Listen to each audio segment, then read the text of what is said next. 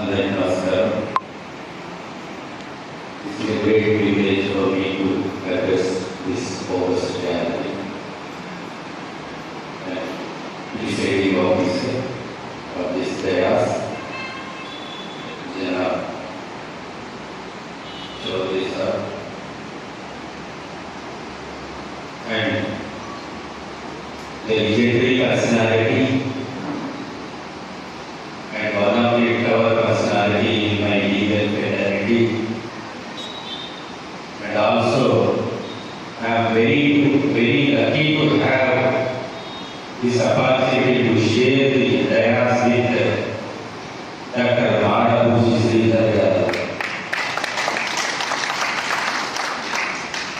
and also another legendary personality, great intellectual, librarian, State Telangana State Chairman, Janab Riyaz Lai, and Professor Ansari Sahab, और मेरे भाई आवास के secretary आवास भाई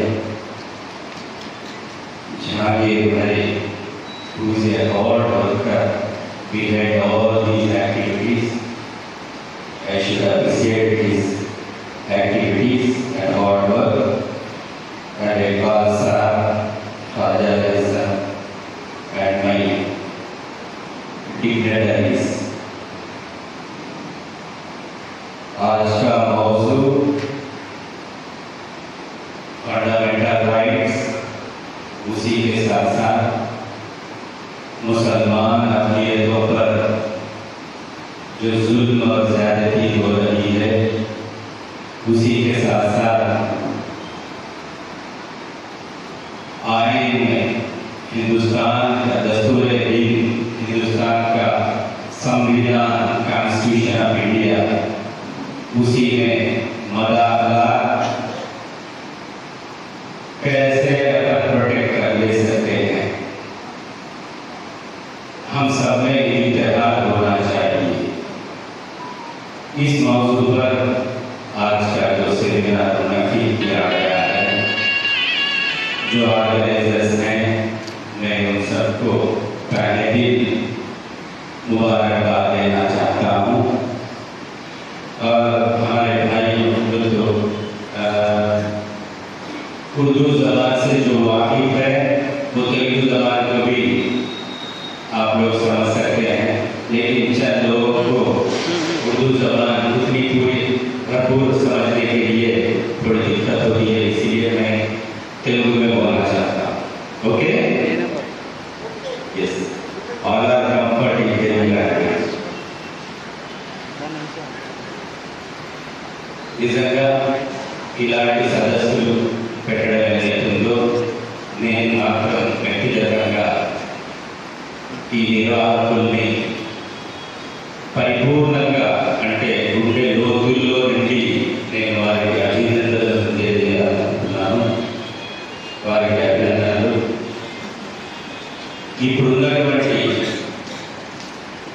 ప్రపంచ దేశాల్లో చాలా వరకు రాజరిక దేశాలు,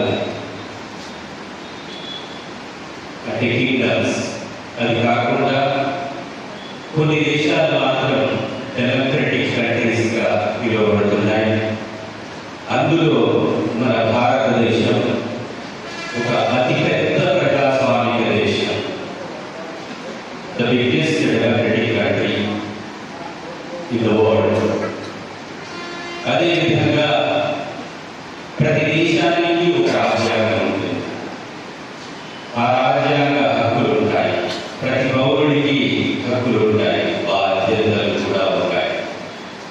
మన భారతదేశం విషయానికి వచ్చినట్టయితే, భారతదేశంలో ప్రాథమిక హక్కుల్ని మన భారత రాజ్యాంగం మనకు కల్పించిన ఒక పెద్ద వరం.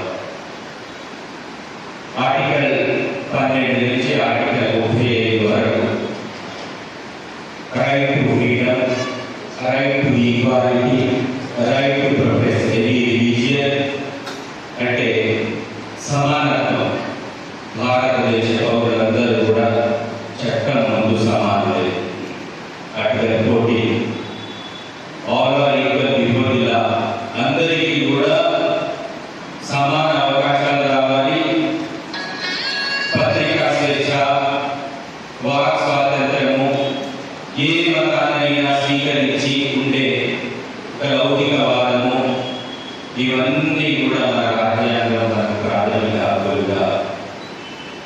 సంగ్రహించబడ్డాయి. మరి ఇప్పుడు ఏం జరుగుతుంది, ఎందుకు జరుగుతుంది? భారతదేశం స్వాతంత్ర్యానికన్నా ముందు ఇప్పుడే మనమందరం కూడా ఫోటో ఎగ్జిబిషన్ కూడా చూస్తున్నాం. ఒక వివక్ష మొదలైంది. ఆ వివక్ష ఎటువంటి తీసుకెళ్తుందంటే ప్రపంచ దేశాల్లో భారతదేశం ఏదైతుందో ఒక దేవాలయం గురించి, మస్జిద్ గురించి, గుడి గురించి పోట్లాడుకొని తమ ప్రభుత్వాన్ని కూడా కూల్చేస్తున్నారు అని చెప్పి అవహేళన చేస్తున్నటువంటి ఒక దురదృష్టకరమైనటువంటి పరిస్థితిని మనం ఈరోజు ఎదుర్కొంటున్నాం. దయచేసి ఆలోచించండి. విద్యావంతులు ఉన్నారు, విజ్ఞానవంతులు ఉన్నారు. ఇక్కడ ఉన్న వాళ్ళేదో అందరూ కూడా ఒక సైనికులుగా భావిస్తారు. నాకు ఒక కవిత గుర్తుకొచ్చింది. ఏంటంటే, ఎవరైనా నువ్వు అని అడిగినప్పుడు ఒక నూతన ప్రపంచ నిర్మాణం కోసం పునాది రాళ్ళను మోస్తున్న కూలీనండి నేను అన్నాడు. అంటే మీరు అర్థం చేస్తున్నారు కావచ్చు. ఒక నూతన ప్రపంచ నిర్మాణం మాత్రం జరుగుతుంది అని గొప్ప సంకల్పం. నేను మాత్రం పునాది రాళ్ళనే మోస్తున్నాను, ఇప్పుడు పునాది రాళ్ళనే వేస్తున్నాను, కానీ తప్పనిసరిగా నూతన ప్రపంచ నిర్మాణం మాత్రం జరుగుతుంది. ఇక్కడ ఉన్నవాళ్ళు 100 మంది 200 మంది అనేది కాదు ప్రశ్న. మీరందరూ కూడా సైనికులాగా పనిచేస్తారు. ఈ భారతదేశంలో పీడిత తాడిత జనాభా గురించి, వాళ్ళ యొక్క హక్కుల గురించి మీరు తప్పనిసరిగా ప్రభుత్వం యొక్క మెడలు వచ్చి పాలకుల్ని అందరినీ కూడా సమానంగా చూడాల్సిన బాధ్యత మీ మీద ఉందని చెప్పేసి మీరందరూ కూడా ప్రయత్నం చేశారనే ఒక పరిపూర్ణమైనటువంటి నమ్మకం నాకు ఉంది. దయచేసి ఆలోచించండి. ప్రతి విద్యావంతులు కూడా ముందుకు వెళ్ళాల్సిన అవసరం ఉంది. అందరికీ చట్టాల గురించి, హక్కుల గురించి, బాధ్యతల గురించి తెలియజేయాల్సిన అవసరం ఉంది. అంటే ఇక్కడ ఉన్నటువంటి శరీరాల్లో ఉన్న అంశం గురించి నేను మాట్లాడతాను. ఇక్కడ నిజంగా కూడా రాజ్యాంగ ఉల్లంఘన జరుగుతుంది. ముస్లింల మీద ప్రత్యేకంగా మీరు చూడండి, ఎక్కడ కూడా ఇంకేం పని లేదన్నట్టుగా ఇప్పుడున్న పాలకులు కేవలం ముస్లిం మైనారిటీలను మాత్రమే ఒక టార్గెట్ గా చేయడం జరిగింది. మీకేం అవసరం ఉంది? పాలకులు ఎప్పుడు కూడా ఆ దేశం యొక్క అభివృద్ధి, ఆ దేశం యొక్క సంక్షేమం గురించి ఆలోచించాలి తప్ప వివక్ష గురించి ఎప్పుడు ఆలోచించకూడదు. ఈ రోజు ఏ రకంగా వీళ్ళను పంచాలి, రెండుగా విడదీయాలి అని చెప్పేసి ఏదైతే ఒక దుర్మార్గమైనటువంటి ఆలోచన నడుస్తుందో, ఆ దుర్మార్గమైనటువంటి ఆలోచన నుంచి ఈ పాలకుల్ని దృష్టి మరల్చాల్సిన అవసరం ఉంది. వాళ్ళు ఆ ఆలోచనను వెనక్కి తీసుకునే విధంగా మీరు చేయాల్సిన అవసరం ఉంది. మీరు ఒకసారి ఆలోచించండి. ఈ దేశాన్ని అభివృద్ధి హిజాబ్ వల్ల అభివృద్ధి, హిజాబ్ తీసేయండి అని చెప్పేసి వాళ్ళు మీరేదైతే ఒక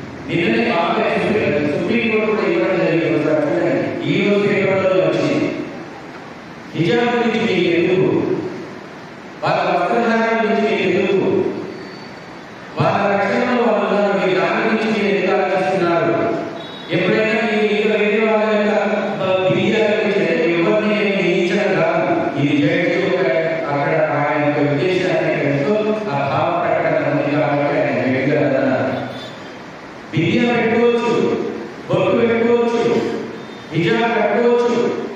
ఇవన్నీ కూడా భారత రాజ్యాంగంలోనే ఉన్నాయి. ఆర్టికల్ 29 కాన్స్టిట్యూషన్లో ఉంది. ఏ వస్త్రధారణ చేసుకోవచ్చు, తప్పు లేదు. ఎప్పుడు కూడా భారత అనేవాడు తప్పు చేస్తే మనం ఏం చేయలేము. చూడండి, భారతదేశంలో ఫస్ట్ గవర్నమెంట్ ప్రాపర్టీస్ ల్యాండ్స్ ఉంటాయి, సెకండ్ రైల్వేస్ ఉంటాయి, థర్డ్ వర్క్ ప్రాపర్టీస్ ఉంటాయి. Third biggest largest properties in our country is work properties. Work properties అంటే మీ అందరికీ తెలుసు, మీ అందరూ కూడా చెప్పాల్సిన అవసరం ఉంది. నిన్న వ్యక్తుల్లో అంటే వాళ్ళకు ఉన్న పనుల్లో ఒకటే, how to harass the Muslim minorities and other minorities. This is most unfortunate. ఏ రకంగా వీళ్ళను క్రష్ చేయాలి ముస్లిం మైనారిటీస్. వర్క్ ప్రాపర్టీస్ ఏదైతుందో మీరు బిల్ తీసుకురావాల్సిన అవసరం ఏమొచ్చింది ఒకసారి చెప్పండి. ఇంకెన్ని సమస్యలు ఈ భారతదేశంలో ఎందుకు వచ్చిందనేది మీ అందరికీ తెలుసు. ఒక ఉద్యోగపతి, ఒక మహానుభావుడు ఆయన ముళ్ళుగడ్డ తీసుకొని నడిపించే ఎవరైతే ఎన్నుకున్నాడో ఆయన ఇల్లు 27 అంతస్తులుగా కట్టి వర్క్ ప్రాపర్టీ బాంబే పేరు చెప్పాలి, మీ అందరికీ తెలుసు. ఆయన కాలు అనుసరణలో ఆయనతో ఆశీర్వాదాలు పొందాలి, ఆయనతో ఏదైతే శివాజీ తీసుకోవాలి. దరిద్రపు ఆలోచనలో మనందరి ప్రజల యొక్క ఆత్మగౌరవాన్ని తీసుకెళ్ళి ఆయన దగ్గర మోకరిస్తున్నారు. ఇది కూడా చాలా దురదృష్టకరమైన విషయం. ఈ రోజు మీరు చూడండి, ఒకసారి సార్ అడిగారు, శ్రీధర్ సార్ అడిగారు ఇంతకుముందు, నిజంగా అడిగారు మీరు నాకు కాస్త జిస్టిస్తారా అమెండ్మెంట్ బిల్లు ఏదైతే 2024లో వక్ఫ్ అమెండ్మెంట్ బిల్ కోసం ఏదైతే మీరు అడిగిస్తారో దాంట్లో కొంచెం మీరు ఇయ్యగలుగుతారా అన్నట్టు నేను చెప్పాను. సార్ నేను పీడిఎఫ్ పెట్టాను మీకు. 40 అమెండ్మెంట్స్ అడుగుతున్నారు. 40 అమెండ్మెంట్స్ ఏమవసరం అండి?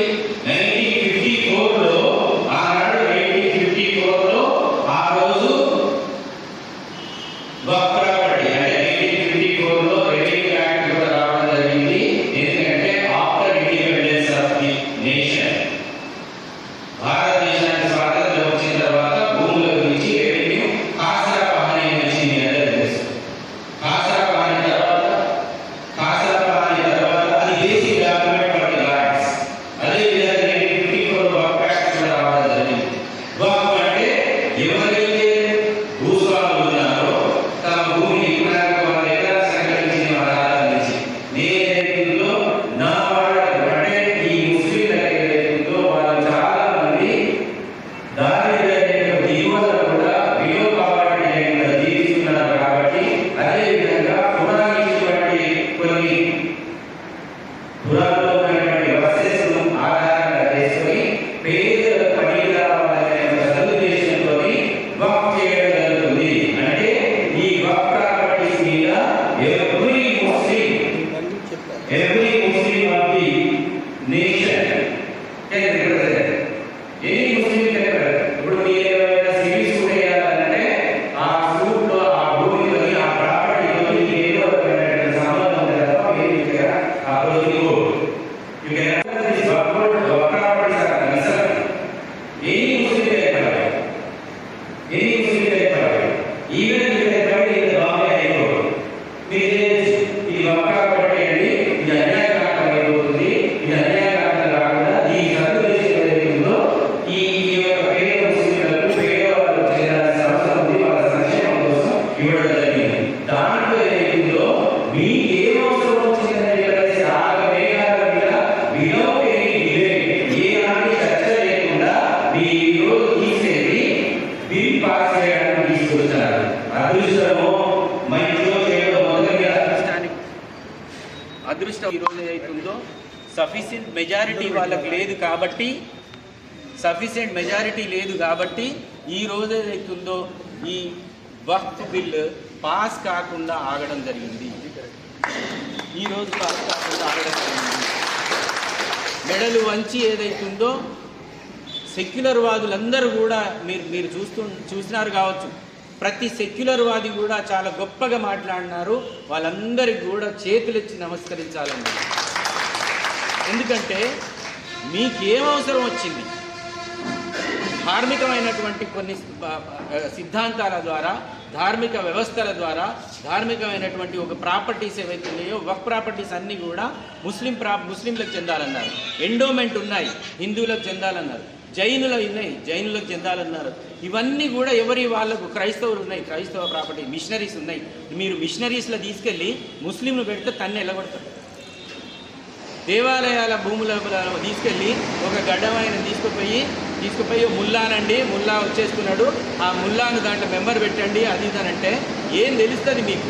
ఈరోజు మీరు చూసినారో చూడలేదో 2 నాన్ ముస్లిమ్స్ మెంబర్లు కూడా తీసుకోవాలని చెప్పనేసి బిల్ పెట్టడం జరిగింది.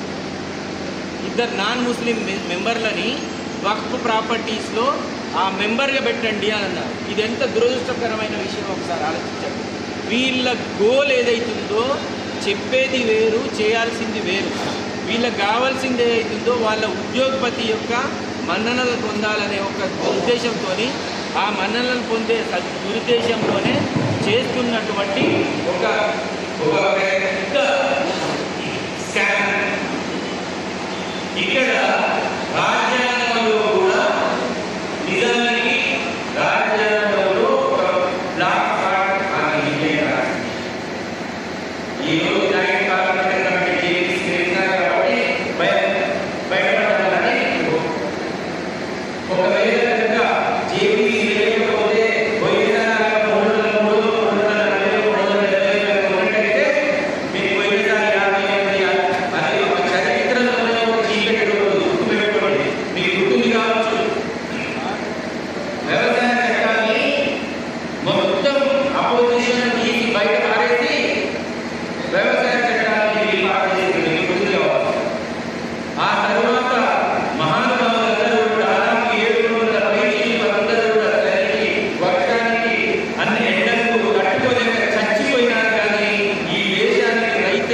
కాబట్టి ఈ రైతు గురించి అన్ని కూడా వాళ్ళ ప్రాణాలను అర్పించి మరో స్వాతంత్ర ఉద్యమంగా చేసిన రైతులకు అభినందన తెలియజేయాలి. ఈరోజు సారి ఇదే ప్రభుత్వంలో ఇదే పాలకులతో మరణించండి, మేము వెనక్కి తీసుకుంటున్నాం, చట్టం అయిన తర్వాత కూడా వెనక్కి తీసుకోవాల్సిన దుస్థితి ఇప్పుడున్న పాలకులు కలిగిందంటే ఎందుకంటే అంతకన్నా సిగ్గు చేయడం లేదు. అదే